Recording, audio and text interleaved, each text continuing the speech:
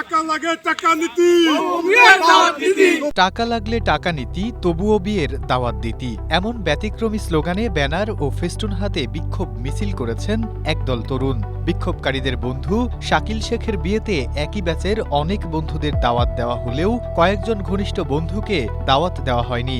এতে ক্ষুব্ধ হয়ে এসএসসি 2015 ব্যাচের বন্ধুরা এই ব্যতিক্রমী প্রতিবাদ কর্মসূচি পালন করেন।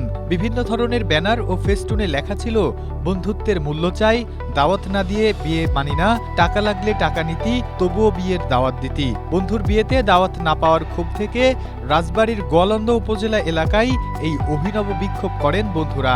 শুক্রবার জুমার নামাজের পর দৌলতদিয়া মডেল হাই স্কুল মাঠ থেকে বিক্ষোভ মিছিলটি শুরু হয়।